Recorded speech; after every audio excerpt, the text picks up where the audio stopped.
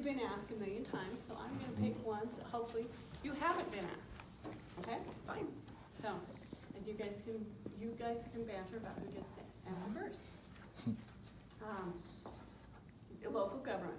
Do you have a long-term plan, and can you give us a brief explanation of your vision for the future of this county? I always let Mary Beth go first. And I think it's your turn because of the alphabet. That's fine. I think the other night I went first every time, so I'm used to it anyway because of the alphabet. I ended with the C.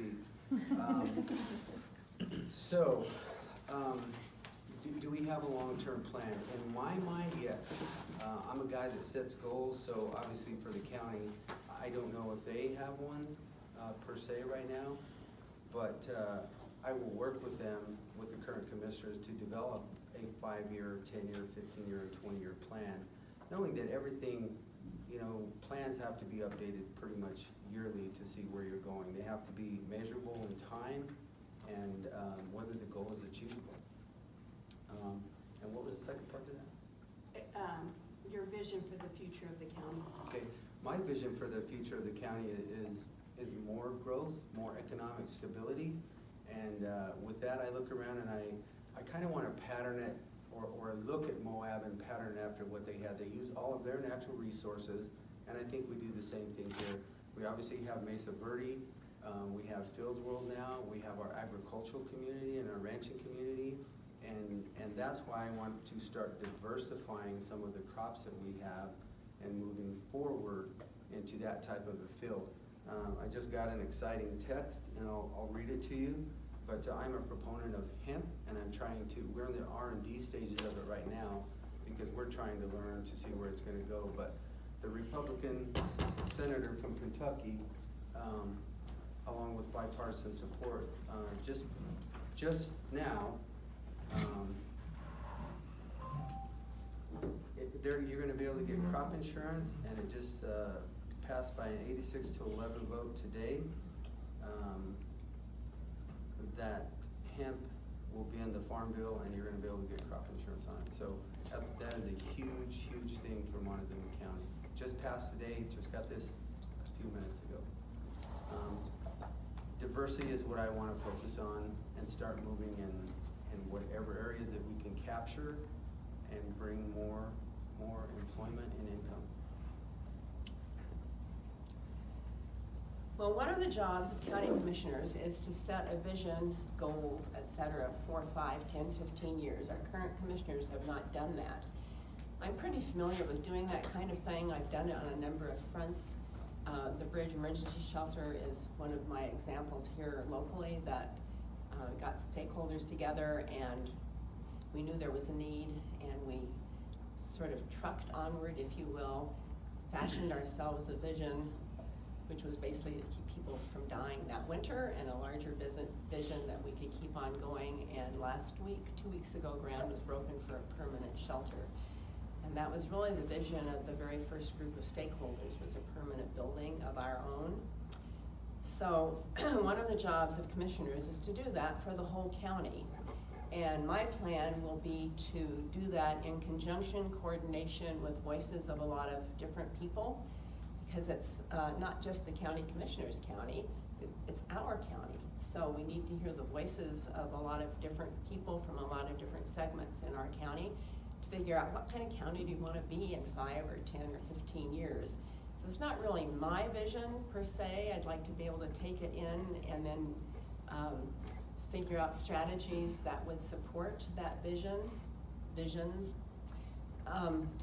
So one of the parts of that is once that some sort of general vision is arrived at, then you need to develop a base that will be workable from, like a land use code that really works for new people coming in as well as for people here.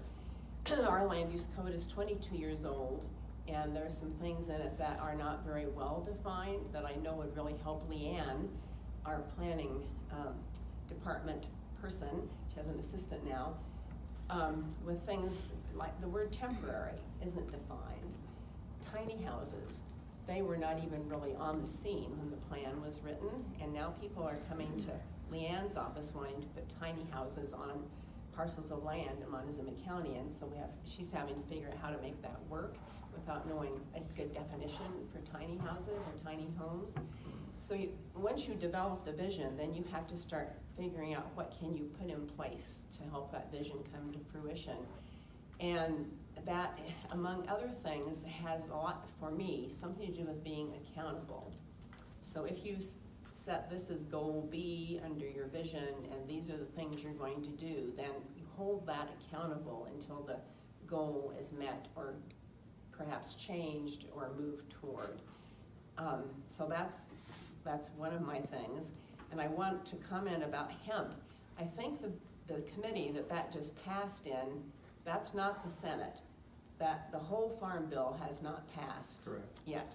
So it's a very tenuous thing still about whether or not the farm bill passes. There are lots and lots of things in the farm bill. Oh my gosh, it includes food stamps and a multitude of things.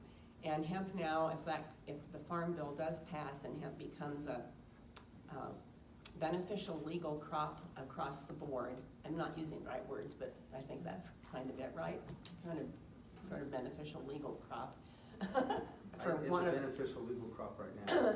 Well, but we are in the state of Colorado in Amendment 66. Right, but I mean across the nation, that's what this does, I think, as I've understood it. Correct. Yeah. That is correct. Yeah. But it is a beneficial legal crop in the state of Colorado. In the state of Colorado, sure, and I don't mean to argue that. I think I just wanted to point out to you all that the farm bill hasn't passed yet. So we have to hope it does, because lots of things in our county depend on that farm bill. It's a USDA bill. It's under the U.S. Department of Agriculture, and there are a lot of interesting programs in USDA that you might not think are part of USDA, but they are.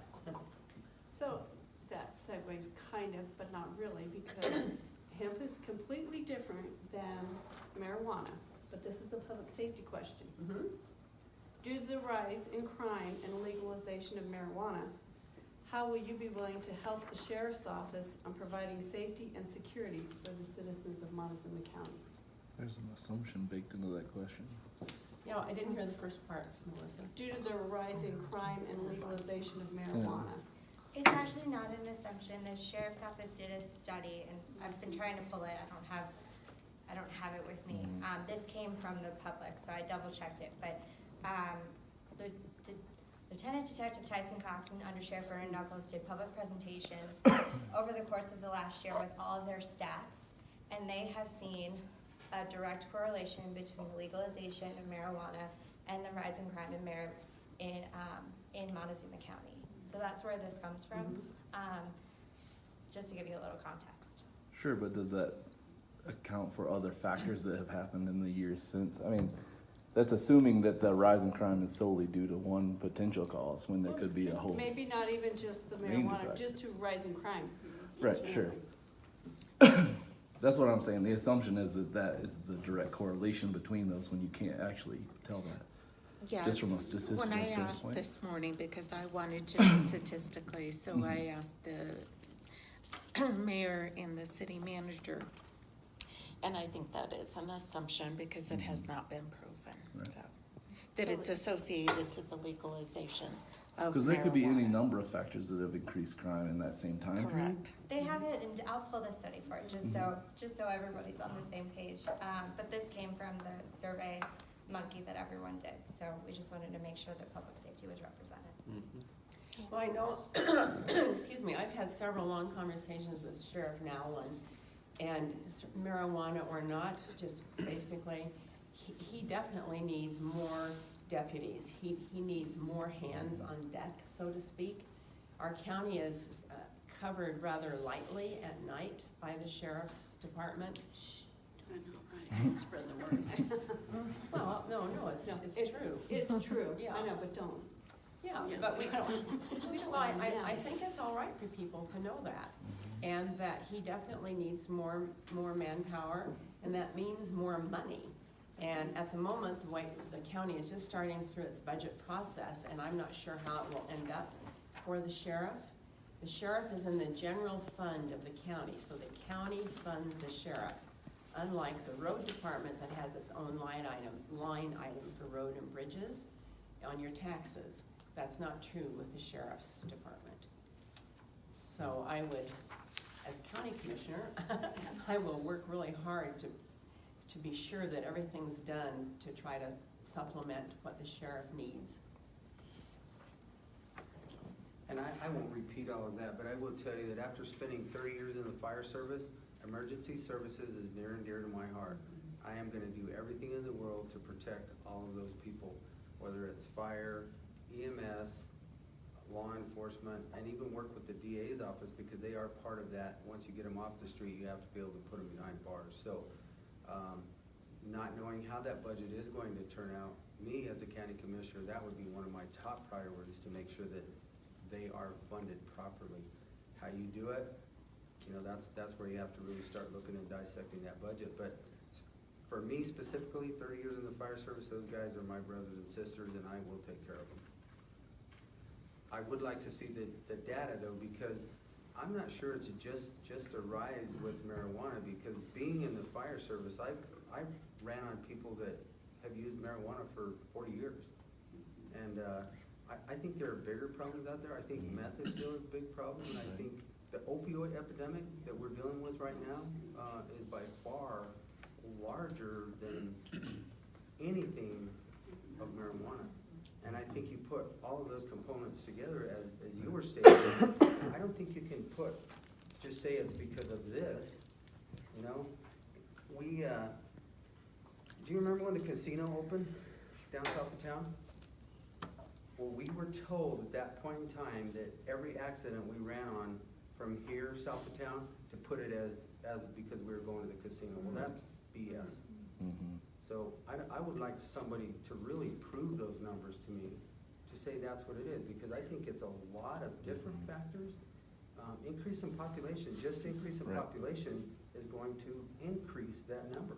Right. So I don't think that- it was meant to be directly marijuana, but they're finding a correlation between the rise in crime, not that it's directly Sure. from it, so. And I'm not saying that it's not rising. I believe it is there, because I have talked to Sheriff Nell myself, and you know, he gave a report last week that says, you know, the jail he gave the calls and what it's increased, and you know, if it keeps on that trend, it's like we've got a lot of issues to try and face just because of what's happening around us. So again, for me, those guys are my brothers, and I will do everything in my power to make sure that they are funded properly. I mean, when you look at too, law enforcement stops now, it's not just marijuana that they're finding. Yes. You know, they're finding other Absolutely controlled not. substances in there, along with meth and needles and all of that. We deal with it. So it's not just pulling over and finding marijuana, you're finding a lot more. And to be real honest with you, in my 30 years of experience, you never found those guys out driving around or doing anything. Those were the guys laying at home on the couch, Eating Doritos. gaming or doing something like that. Those guys you typically did not have issues or problems with. What I faced in my 30 years, you know, the meth was our biggest problem. Yeah, around here. And that's really, those guys were volatile. So I don't think you can put it to just one specific item. And that's just from experience. And they go hand in hand. I mean, the They crime do. goes along with You know, everything. let me tell you something else. Everybody will accept it. And probably everybody in this room, or some people in this room, I won't be one of them, but are gonna say, let's go have a beer tonight, or let's go have a drink tonight.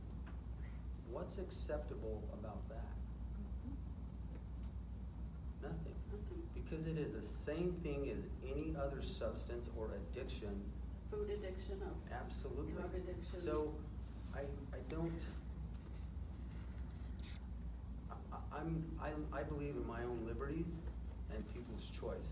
What you choose to put in your body, whether it's water, coffee, tea, whatever, that's your choice. And what's legal, alcohol's legal, marijuana's legal, correct? Okay? Just because it's legal doesn't make it a good idea. But you have that choice, you have that liberty to do that with your own body, or what you do. What you don't have is to get on the roadway and drive after you've been drinking. So, all right, I'll stop. I'm passionate about it. 30 years in the fire service, I've scraped a lot of people up off the roadway, and it's extremely passionate. Those guys that are out there on the street, I am extremely passionate. Well, you gotta put texting up there with the other drugs. Exactly. I mean, that's all right It's hand in addictive. hand. It's It's addictive for addictive. people. Totally agree. Or at least distracted driving in Right. whatever form. Yeah. All right, we'll move to natural resources. How can the county improve resilience for local business owners, farmers, ranchers when facing impacts from natural factors? I can go first. I'll Well, repeat, yeah, do just you want me to say it repeat it again. again? How can the county improve resilience for local business owners, farmers, ranchers when facing impacts from natural factors? Well, I think right now we have to look at a natural factors, we're in a drought, okay?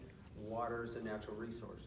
Water is something that we should be working with diligently, and I am, with our water boards right now. I said this the other night, and I'm gonna say it again. I volunteer my time to do WID and ANS inspections, correct? And we all know what that is, correct? No. Everybody's raising their hand? No. Okay. Education, here you So go. there you go. So one of the things that we have to do is we have to keep the aquatic and the zebra mussels out of our waters along with the milfoil plant. So those are aquatic nuisance species. WID is watercraft inspections and decontamination. We have Lake Powell that's 3 hours away, 4 hours away from us. A lot of us at boat are there for the weekends and then we come home. Well, that lake is infested with the mussels. And if you've seen the lowering of the water, you can see them everywhere. It's amazing. So to keep our waterways clear, to keep our agricultural community to be vibrant, we're depending on less and less water all the time. Well, if those creatures get into our water, it's over with. We don't have enough money to protect that water system and the valving that they will destroy, because they're eating up millions and millions of dollars worth of valves.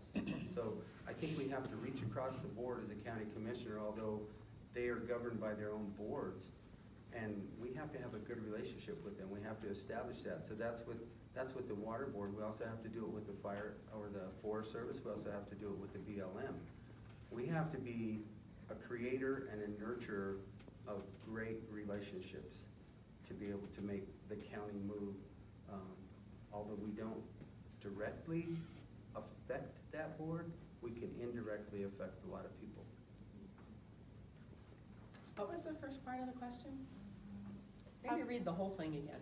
How can the county improve resilience for local business owners, farmers, and ranchers when facing impacts from natural factors? Well, Jim touched on several things that make absolutely good sense about water and drought as a real issue. Local businesses are, range far beyond outdoor industry or farming for that matter. I think one of the things the county must do, we must figure out how to provide broadband to everyone in the county, all businesses, because that's one way businesses can stay resilient. That's one way we will attract other businesses to come here. The world's moving more and more toward everything electronic, and if you're a little bit behind because your broadband's a little bit behind, then you may lose customers. If you lose customers, you're gonna lose money, and that certainly does eat away at resiliency, most certainly. I have a lot of faith in our business community because I think people are resilient.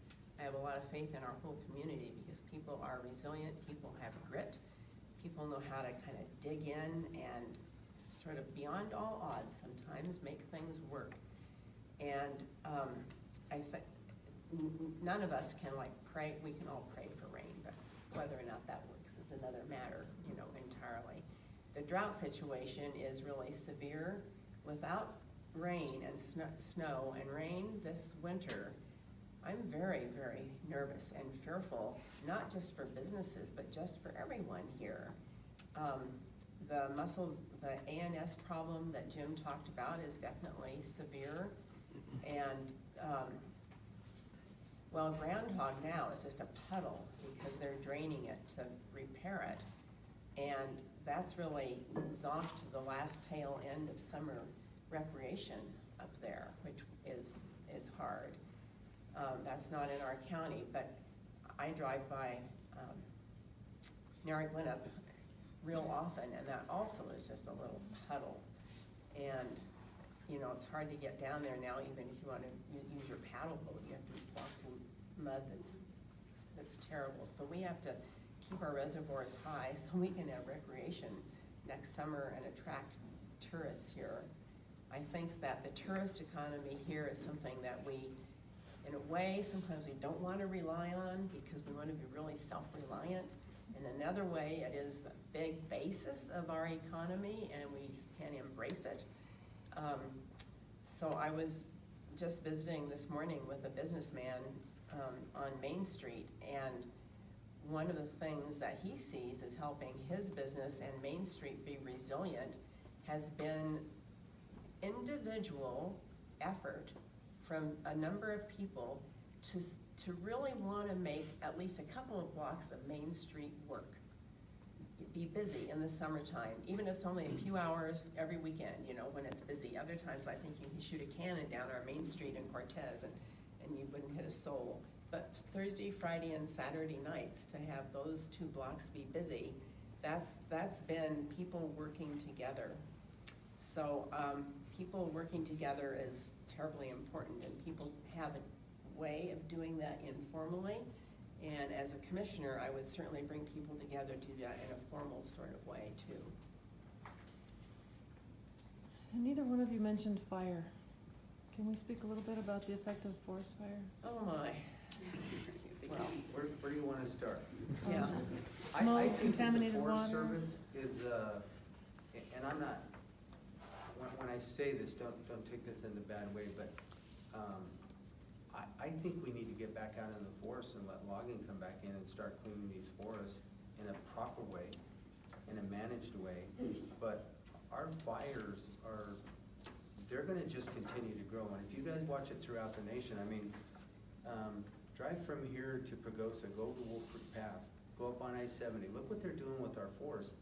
I don't think they're doing a fantastic or great job at all. So those things are just gonna burn. Do you know what's put? Look at how much CO and look at what goes into the air from those kinds of fires. They're huge. It's not good for any of us. So we have to start doing it in a different way. Why are they closing absolutely everything down and restricting it to where nothing can happen in there? That's part of why the fires are growing. That's why they can't get a hold of them. So I can tell you from being in the fire service, when a fire gets too large and a type 2 or a type 1 team comes in, it then is just okay, how are we gonna direct this fire? Because we obviously know we can't put it out. And if you talk to an IC, he's gonna tell you, we'll go 10 miles down the road, there's a natural break there, we're gonna let the fire go to there because you can't put guys in harm's way. You cannot stop that type of a fire. So you figure out your parameters, and at the end of the day, it could be a 50,000 acre fire. Well, it's so unpredictable. At any point, you don't know when it's gonna jump. I worked on a fire line in Yellowstone, and same thing, is we literally seen it jump, you know, in 2 seconds. It can move, you know, it all depends on the RH, you know, the wind conditions. The sloping, I mean, everything is a factor. So it's super dynamic. And it's gonna continue to happen. I assure you, it is gonna continue to happen until we work with the Forest Service to say, hey, let's start letting this get back out in the forest and actually doing something with it, because I don't know how Wolf Creek Pass hasn't burned yet. And do you know how much fuel is there? Those are all like 100-hour fuels. That's gonna burn for a long time. MB, you live up in the high country. I have a cabin on the Dolores River that I take everything out of in the summer. That's precious. It's, you know, my family's cabin, so there's a lot of precious things up there. And definitely those things are at my house out north and west of Lewis, so that nothing will burn. It would be very, very scary. I'll tell you one thing I will do as commissioner, personally, and I'll do this before too, I don't understand a lot about logging. I don't understand how areas of logging are sold to loggers and what the expenses are on either side. I mean, I don't understand any of that very well. And so personally, I need to gain some more knowledge about that, because I think that for sure the Forest Service has mismanaged the land for a long, long time. It was done with good intentions historically back a long time ago, but being a huge agency that they were sort of slow to move, slow to react, slow to see what was to come. And of course, nobody could forecast years of drought, you know, that have happened. But I personally need to understand more about the whole logging industry. I've been visiting with several loggers, and it's pretty exciting what I think they can start to do with beetle kill pine. When I lived in Loveland a long time ago, beetle kill pine was being used all the time in building and paneling and so forth. And they're doing that now here, and those industries could be promoted for sure. The city of Flagstaff a few years ago bonded ourselves to pay to thin the forest around the city, because Wow. Flagstaff is absolutely surrounded by the largest ponderosa pine forest in the world. Yeah. And we're a sitting duck, and we got a bullseye on it. I shouldn't say we don't live there anymore. They have a bullseye on them. Terrified. City council's terrified. City council pays for heat sensing airplanes to fly at night in the summertime to find campfires. The city's terrified. So we bonded ourselves $16 million to log around the city. Yeah. And contracted with companies to do that in a responsible way that would preserve our ecosystem, because it's a tourism-based town. And that's what I'm talking about. And not only that, but look about what we could do for economic stability if we did do that, if they start opening up the forest to let us log. We used to have, I'll date myself here, but many, many years ago, we used to have the plywood plant up here on the hill up off of T Road. Well, you can get something like that back going here. And look at, I think that thing, don't quote me, but I think it had like about 400 jobs. I don't know. In that area. So that's a big boost to this economy. I mean, look what just happened over with the fire at the Excelsior plant. We lost those jobs, so let's build them somewhere else. But again, you have to build the foundation, and the foundation is for the Forest Service to be able to let us go in and start doing it in a proper manner and get that wood out of there. Let's get it milled. We could recreate those jobs here. I mean, there's the added value services around the foundation is really what we have to start focusing on. I would love to see that thing back in business again. Obviously, all of our timber that they're taking out of here right now is going to Montrose just because there is no facility here to do anything with. The challenge for the For Forests initiative in Arizona was the market for the trees, because the thinning projects take out small diameter trees, not the big money-making old growth timber. Yes. And they're still working really hard to find markets for those small diameter trees, but if you can do that, it's a gold mine, because you've got an unlimited source up there. Yeah. Yeah, for sure. Okay, let's go to education. How can commissioners support youth in exploring and pursuing agricultural career paths? Well, you know, first of all, just to be sure you understand, commissioners have no direct line of rules, regulations, or anything about education. But I think, that being said, as commissioner, one of the things I will want to do, and I will do, is bring school boards or school board members, and parents to talk to the commissioners periodically. I would like to hear from each of the school districts now, you know, on some sort of rotating basis, how things are going in their districts. The good, the bad, the successes, you know, whatever. But a report from the school districts. And that would start to give me an idea of how they're doing, for one thing. And the other thing, for our schools and in Montezuma County, we have a strong 4-H program for kids. And it's really a great program. I had a good time at the county fair this year. I was out there every day, hot and smoky as it was. You remember those were the days when it was really hot and smoky. And it was really fun to watch the 4-H kids with their animals, with their different projects that they were doing.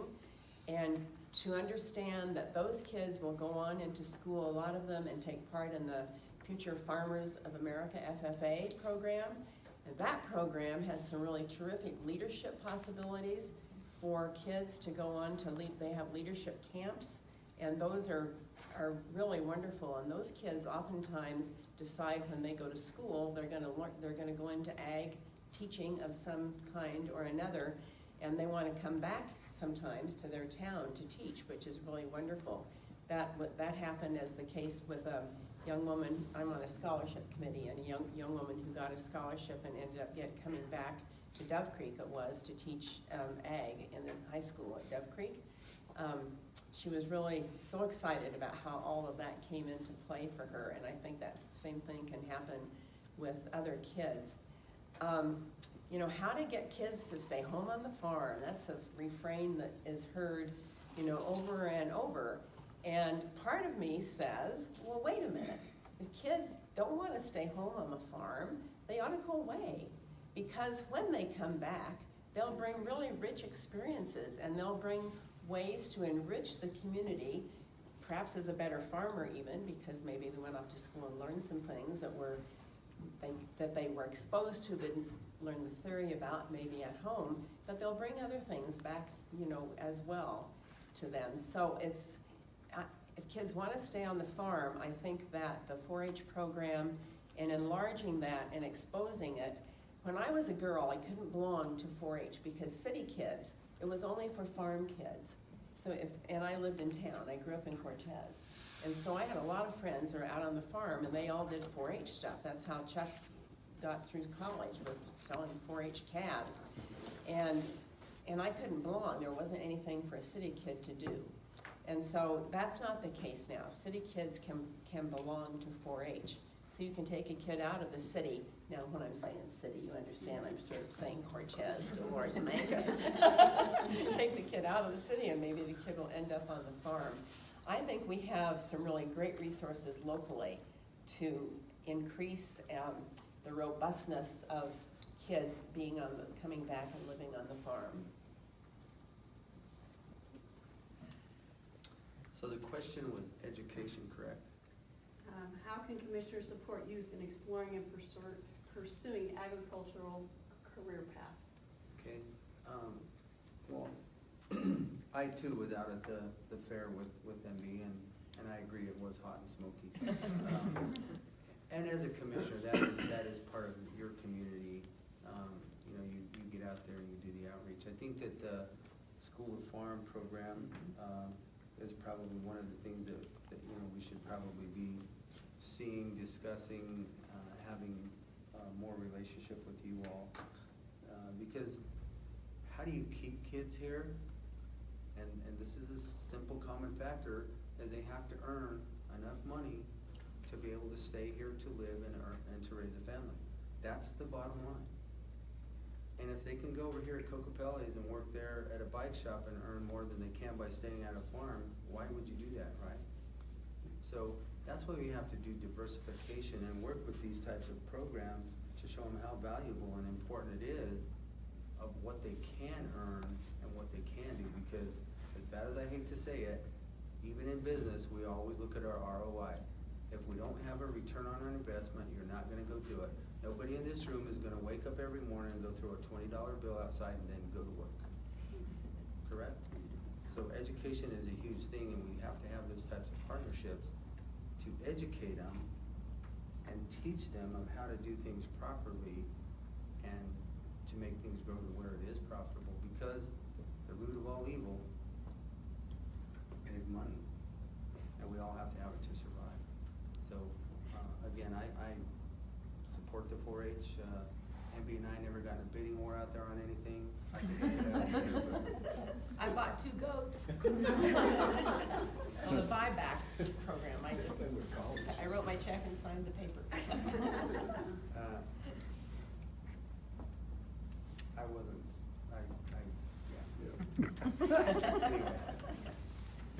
So we moved to local economy. I like this, but I did not come up with this question, but I like it. What do you see as the most pressing needs for infrastructure or capital projects in the county?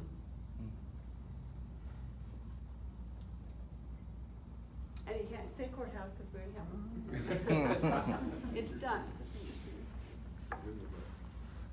Well, I'll tell you what I think right away. We have a shelter that's gonna be built, and they've taken the word emergency off of the organization. Now it's just the bridge shelter. So it's still going to be an emergency shelter, and until there's enough money raised, it's still going to be just seasonal, with the exception of the apartments that will be on the second floor.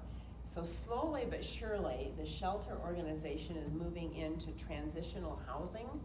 But one of the things we need, that's what we need locally as part of the infrastructure for our community, is low-cost housing and transitional housing. There are folks who are homeless for a long time. The longer somebody is homeless, the longer it takes them, I think about this from this common sense, it takes them to integrate back into society, plain and simple. So at the shelter, we've had people in the shelter come who have been homeless and on the streets, either in our community or other places, for more than 2 years. And sometimes they're men, and I'm gonna say men, because mostly that's the majority of the people that use the shelter. When you get to talking to them, they really would like not to be in a shelter, actually. But after 10 years, they've lost all kind of ability to figure out how to live otherwise. They just have. So transitional housing is a beautiful concept, and I worked on this when I was teaching in the social work department at CSU, Colorado State University, where I worked with a couple of different shelters and saw the whole span of what can happen with guys, I'm gonna say men again, because that was the case, who had been homeless for a long time, who managed to meet the various small incremental steps to being able to be in an apartment in a situation like the bridge is going to have, moving from that into another kind of apartment living situation where they still have a case manager. They still have someone that says, oh, these are the bills you have to pay, and this is how you do it, and this is how your checking account works. This is what you do. We've done that with a few people in Cortez, but it's been very personal one-on-one thing. So there hasn't been any kind of infrastructure to support this notion of transitional housing, and it can work, but it takes patience. So it's something that I'd like to see happen. That's something that I'm passionate about. It's near and dear to my heart to see that kind of thing happen. Jim, why don't you talk, because I might think of something while you're talking. You wanna reach out and grab it? No. This is Go a ahead give and read and that take. question again, because I think it was asking if, for what capital improvement projects do we see for the county? And what do you see the most pressing needs for infrastructure or capital projects in the county? I'm gonna have to go back to emergency services. Again, like what I said earlier, I think our jail is too small, and I think it's gonna continue to be too small. And if we're gonna house these people in there, we have to have enough capacity to house them, otherwise we're gonna spend tons of money trying to ship them somewhere else. So I think that would be one of the first things to improve on. Another capital project for me would be, and Emby touched on this a little bit, but the land use code. Okay, right now we have a 3-acre minimum for housing, and to me, I understand why it was developed that way 20 years ago, 25 years ago, but with the engineering and the technology today, it doesn't have to be that. So we make more affordable housing by revising our land use code, and instead of a 3-acre minimum, we go to a 1/2-acre minimum or a 1-acre minimum, getting with the engineers to make more affordable housing so that we don't have to have, the county is not going to, the bridge shelter is a great thing, but the county really doesn't, they're not building that as a capital project. So if we can do things that we can do, like the land use code, cut these down to a little bit smaller, I think that's another project that we should work on. I'd be interested to know if any of you have ideas for, and I don't know, this question might have been, what can the county build? I took it to mean bigger, community-wide. What, do any of you see things that you think could be capital structure, infrastructure, either improvements or brand new things? Like places where you came from that we don't have, that you'd like to have, like 100-foot tall climbing wall? Well, when we met with the commissioners, we got into the landfill, and then we got into the composting project, and I kept waiting for somebody to say biofuels, because the county was saying that other counties are bringing their trash here, that we're making money by bringing trash here, but the state doesn't allow food waste. So I immediately thought, biofuels, how about a biofuels plant? I think something like that. Some other things have come to my mind too, just while you were talking. Renewable energy, I think, can be a huge thing in this area with the number of days of sunshine we have. So a really very large infrastructure investment thing could be a solar farm or farms, a bunch of little solar farms all connected. I don't know the technicalities of how to talk about this for sure, but I think a solar farm or farms in our county, we could start to realize some real gain for county revenue with solar farms. We have to bring a lot of people to the table, and one of the first people we have to bring to the table is Empire Electric. So they are not taken by surprise that the county is looking to have a shovel-ready solar farm project. I would be so excited if we could figure out how to do that, and there are several counties around that are doing this. Most notably Alamosa County. Our commissioners have been over there several times to visit what's going on over there. The county doesn't own any land that we can do this, so now we're going to have to look for investors who would like to come and buy land from someone and build the solar farm facility. I don't think any of that is out of reach at all. I think one of the commissioners mentioned how much acreage they actually do own at the landfill that isn't being utilized. Right, that is a place, and they've talked about that recently too. You're exactly right. And I don't know the acreage either, but thank you for mentioning that. 396. They have And only plenty use of about 70 of acreage. Yeah. I also sit on a sanitation district board here, the Cortez Sanitation District Board, and I agree, solar is a great thing. And we have just recently, and hopefully by the end of this month, we'll have 2 solar arrays on our north lift station and our south lift station, because we are going to receive a 5% discount in our entire rate for those plants. So it's huge. I realize that there's a cost up front to put it in, but what we can save on the back side of that and then going forward is huge. It's great for the environment, and it just makes good sense. If we're gonna try to get to a net zero here in the county, I don't know if we could do that because, we have lights on 24/7. So not that it would be a bad thing, but we're gonna reduce it significantly. So that's a big deal.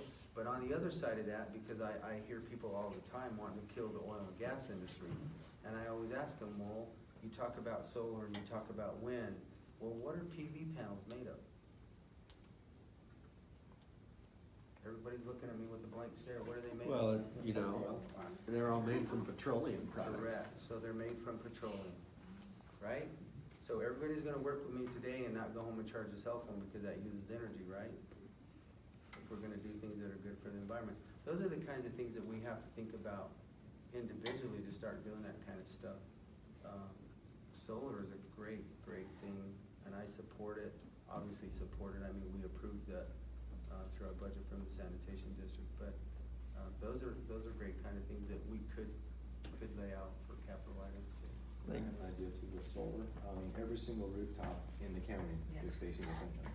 Absolutely. But I love driving my car. I don't wanna kill gasoline. I love my No, car. and I'm not, I'm No, just saying no, that, yeah. start thinking, But, every single roof Absolutely. is facing the sun. Instead of a 300-acre parcel with a huge array, potentially, start mandating solar panels on roofs instead Yeah. of shingles, or there's actually shingles that are solar panels. Yep. So Yeah. there's some solutions out there for Mhm. that.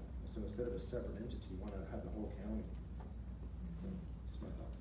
I haven't been through a spring here yet. Is it ever windy here? Is it ever not? Yeah, it's windy here, but I Don't know worry, that the Arizona will conditions- come and visit you. After the dirt from there. I think what she was getting ready to say is they've actually done some studies here, but it's not consistent enough to actually generate enough power. So that's why you're probably not gonna see any big wind around here, just because of that reason. Because there again, you have to be able to pay for it at some period of time. And that's why solar is so much better. But, you know, as a home builder, we try to educate our people, just of conservation. Go around your houses every day. Go home tonight and look at how many lights you have on everything. Look at your microwave, your dishwasher, your oven. How many clocks do you have plugged in that are digital? Your computer, your adding machine, da da da da da da da da. And look at what kind of an energy draw you are actually using. So when you go to solar, you actually have to know how to manage it, because unless you put a 50 kilowatt system on your house, which is not gonna be affordable, you're not gonna be able to live like you do today. So you really have to understand solar and what you can and cannot use with it. So I would love to see solar on every house, but the problem that we see in the building industry is even to put just a 2, 3, 4 kW system on it, most people don't understand it, and they're like, it's just not worthwhile. So we have to educate people in that regards. You're saying about the batteries, you know, because obviously they're saying, I need lights in the dark, and that's not when someone can help me. Well, you don't have to go with just a battery backup. When I said net zero, you actually use Empire Electric as your battery. So you have a meter that works both ways. As you're pulling power, you're using it, and as you're putting it back into the grid, it goes the opposite direction. So when I say net zero, if you're able to get to a net zero, that means you put back into the grid what you've taken out of the grid, and then you have a zero bill. But that's extremely difficult for the average person to do, and so I'm going to talk to you about conservation. Think about what you're doing every day, and like I said, go home tonight and look at your house and look at how many things that are plugged in that you're going to say, wow, pulling a lot of power.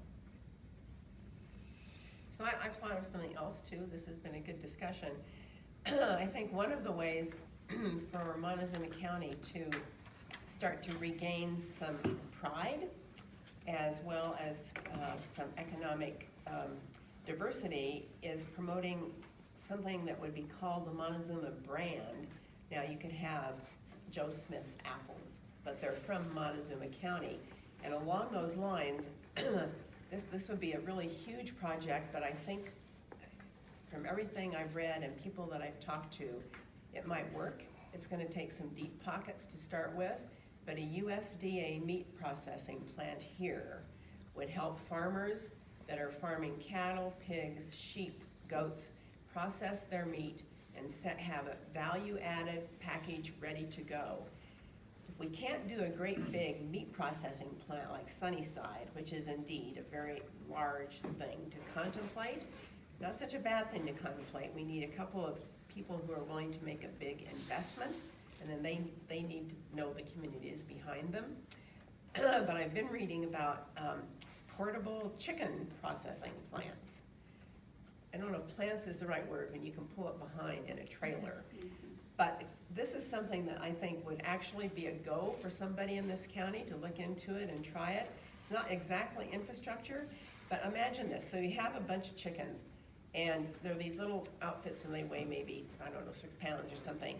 And you give it to the guy at the back of the trailer, and you wait 3 hours. I'm making all this up, okay, just so you know. But and this is the basic I was concept. getting ready to say, Well, at the other end, when you wait for it, and everything happens inside this trailer, and at the other end, you come back, and now you walk out with 4 pounds of chicken, frozen, ready to go.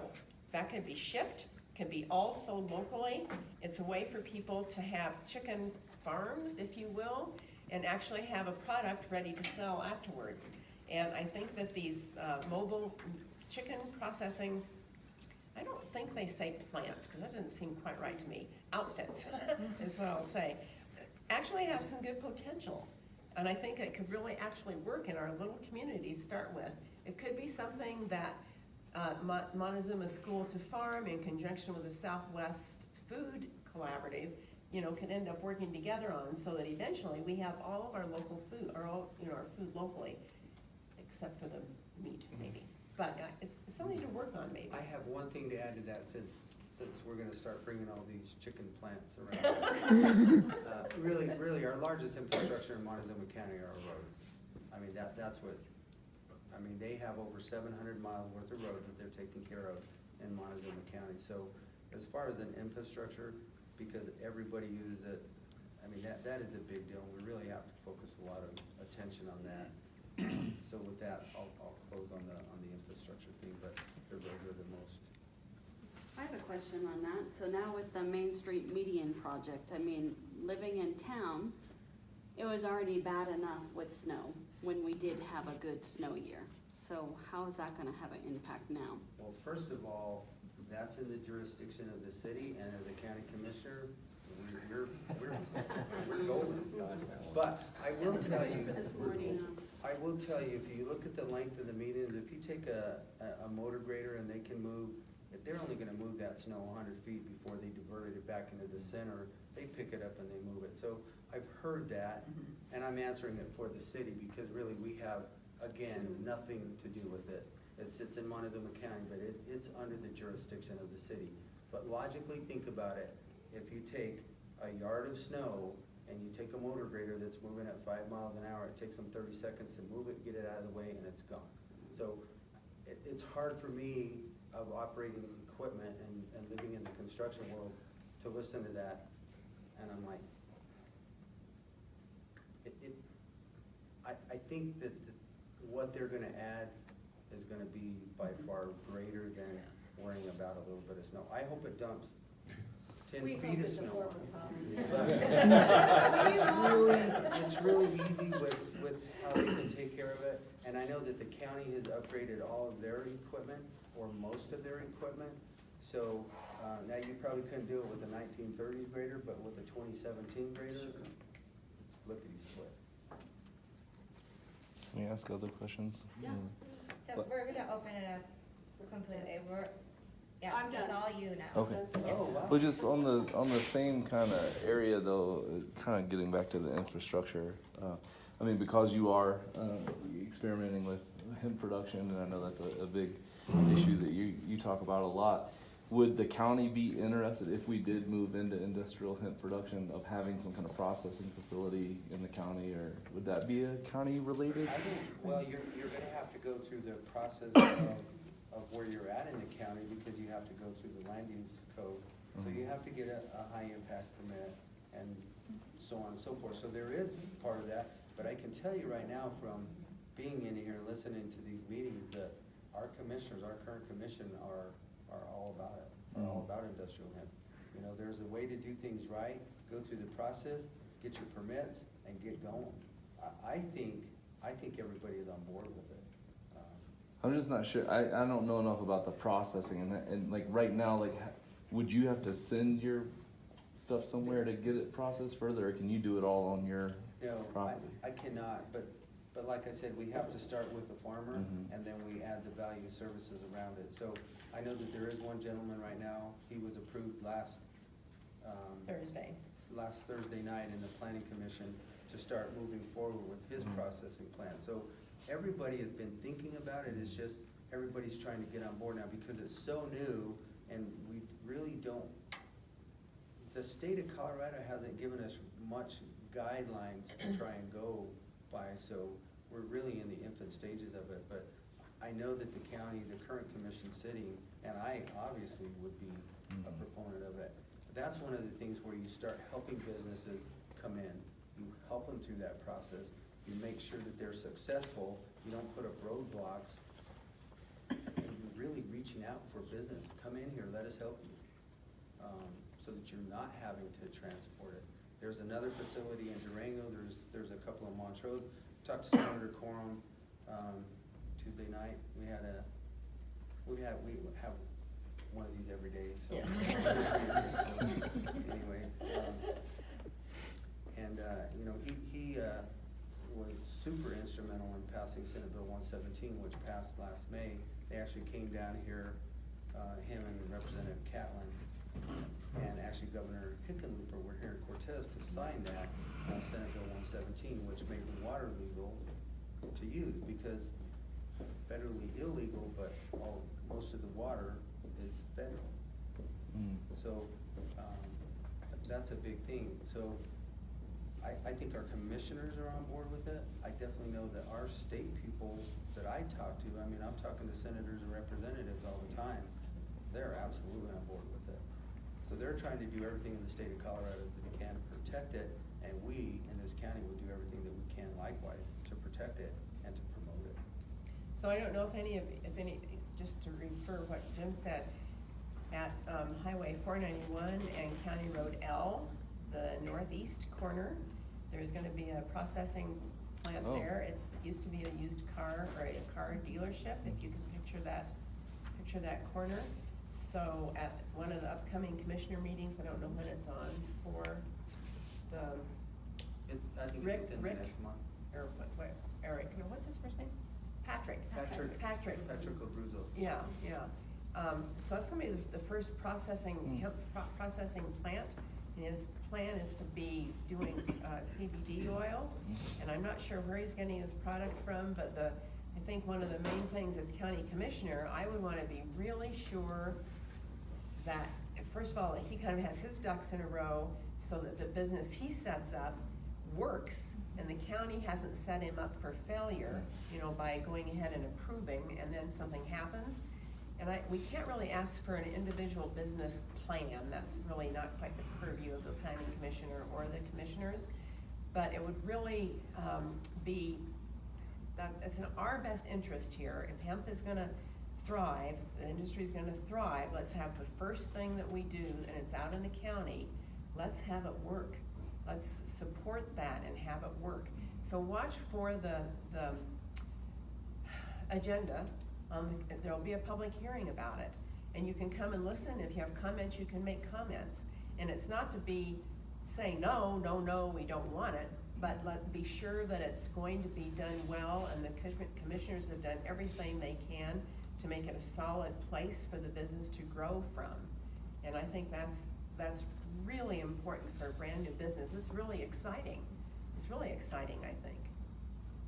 I just want to build on what you had said. You had mentioned about making like Montezuma County specific, like the chickens and, you know, the meat processing plant. If we're gonna start moving into this hemp processing, why can't we, you know, directionalize that into being a Montezuma County product? Yeah, sure. I mean, I don't know how much water it takes, but. It takes a third of the water of hay.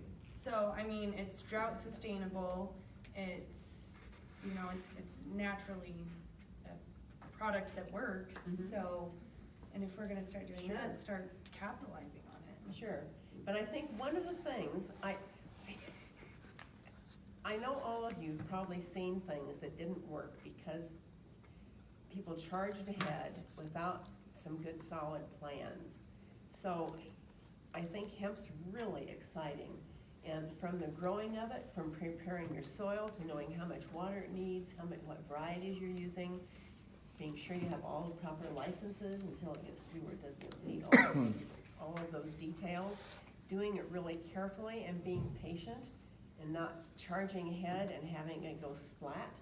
But I think anything that we grow and produce in Montezuma County that we use ourselves or that we send out, to have it be a Montezuma County product would be like, hallelujah. That makes me enthusiastic for a number of things. And you're right. I think this guy I don't know where he's getting his product for oil. I don't know if it's from He can get it anywhere locally. We've been in conversation with him. We're actually working with him right now. Good. For product. Yeah, because he can't do anything without the product. So that's the whole deal, is that we're trying to support local business. His branding on his products, his CBD oil, his chapsticks, his creams. Right now, they all say produced in Rico, Colorado, but that's not gonna say produced in Montezuma or, well, it wouldn't be in Cortez, cause it's actually outside, it's in the So county, we'll help him learn to say, produced in Montezuma County. You know what, So whereas you trust have, me, he's got it, he's a pretty sharp right, guy. so what you're saying is you have Palisade peaches, Olathe corn, Right. Idaho potatoes. Exactly. So we're now not Montezuma. the pinto bean capital of the world, we're gonna be what? Yeah. The green capital of the world, hemp capital of the world, whatever. That's all I'm saying with what I'm trying to do and my vision is let's expand, let's broaden. Amendment 64 gave us the greatest gift in the Colorado that we could ever utilize. And that's one of them. Let's take it and go with it. The things that we can do with just the oil is amazing. Cancer patients, seizure patients, topical rubs, it's Well, you don't have to tell me, I argued for it at city council this morning. You get a lot. I'm not, I just want people to understand it, and it's not marijuana. Right. I mean, you know, we have to get over that. Sure. Some people just don't get it. The minute you say hemp, they think, oh my gosh, well, it's just marijuana. Well, it's not even close to marijuana. Right. So, just because it was classified, because it's a cousin, doesn't mean it's the same. Sure. Yeah.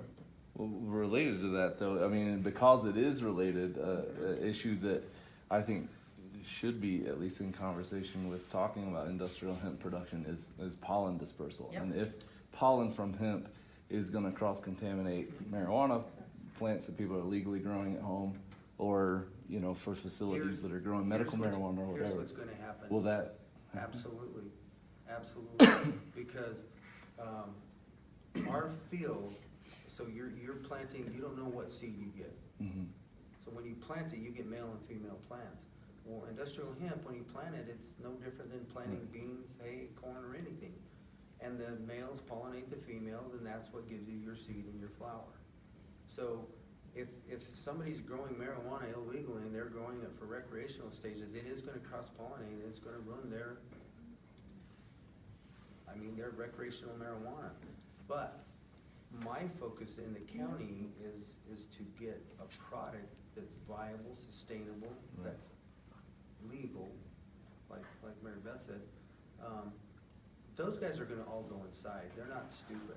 Mhm. They're gonna go inside where they can totally control it. They're bringing in their air, they're making sure it's filtered, and then they're putting it out. So, trust me, if somebody's out there growing marijuana, they understand it. Well, and also I'm just wondering, because I don't know what the range of how far pollen will move. So if you have, like, How say, far will within it the be city, How far will a bee fly? so How is far that will the kind wind of blow? Yeah. comparative, just like Yeah, what, however it'll carry on the It's air? a flower, it's a Yeah. plant, so cross-pollination can take, Miles. yeah, miles. Miles. I can't really give you a Right. number on that, but I'm gonna say at least 2 to 3 miles. I mean, I don't know I've how heard far up to 5, not up to, but 5. So there you go. I mean, So potentially then that would make it so that within, say, the city limits where it is allowed to grow in your yard, as long as it's fenced off and protected, those people would no longer be able to grow using sunlight. They'd have to go indoors and use more energy to produce their own home use, Maybe. personal product. yeah, maybe. If there's It's hard- industrial sized fields all around, It's hard to, maybe. but there again, what's good for the goose is good for the gander. I mean, if I wanna plant 40 acres of hemp, Mhm. and it moves my county forward, and the guy's using 6 plants, well, gosh, there's enough shops around here, he can go buy Right. it himself. It's just not something I've heard anybody talking about, so that's the only reason I bring it up. Yeah. Well, and it does also affect hemp for sensimilla, for oil. 'Cause Uh-huh. that's a feminized, that's a female. Right. And you don't want her pollinated. Oh, okay, so It's that just like affects marijuana. the oil production? Absolutely. It does, For the because oil. your female plants are gonna be your higher oil content. Uh-huh. So you do wanna pluck your males from your females when you're going strictly for oil. Okay. So they don't want the males with them at all. So as soon as they're mature enough to identify them, they're gonna pluck the males. They get killed right away. So basically what would happen in a big picture is if we have a lot of farmers doing industrial, which would make the most sense for the Right. farmer, who's already set up for that type of growing, whatever that was, whether that was beans back in the day or hay now or whatever he's doing or she. That industrial crop is gonna be outside, that's the best, really, that's kind of what we're promoting for the farmer. For the gardener that wants to do a sensimilla grow, that wants to grow female hemp plants for oil, they will need to be inside if they really wanna protect it. Right now, we have a greenhouse full of that I'm very anxious to harvest because I'm tired. But it's not completely protected. Right. It's in a greenhouse, but the greenhouse is ventilated through outdoor. So far, I've been lucky. We don't have So anything ours done could yet. be pollinated by what we're doing on the other side. Now, Right, obviously, we right. have them miles apart. Right. But we're doing R&D with both sides of it. We're trying, the oil and also in the field. I can tell you right now, the field is much easier to deal with. Sure, yeah. And you just get way more volume. Actually met, our local, he's part of the new task force appointed by the governor. He works for CBI. I met him out at our hemp field. Jeff Brown, and he had one of his guys from Denver fly down on a Monday night, and we walked through our hemp field, and I was educating him, and then I read the paper the next day. They go out the next morning and do all of these drug busts. Oh. And I didn't realize that. Oh my gosh, here I am sitting with these CBI guys that are. I mean, I know who they were, but they were just amazed at the difference and how it really looked. And he's like, gosh, he goes, this has been such an educational experience for us because we don't, they're just going out and doing it. And I explained to him, if you're looking at a female like my wife was stating, for an oil grow, without the testing paper, you can't tell the difference. I couldn't tell the difference. And I told him that. I said, you really have to be knowledgeable of what you're doing. And look at the tests. So it's nice to meet with those kind of guys, and there again, but they're part of my brotherhood, law enforcement, fire. Okay, I'm going to cut you off. Thank you both. If you guys want, as long as you guys are cool with it, because I know you're probably going to Third Thursday or 70 other events today. Oh man, that's way too. If you guys are comfortable with staying for maybe 10 more minutes so they can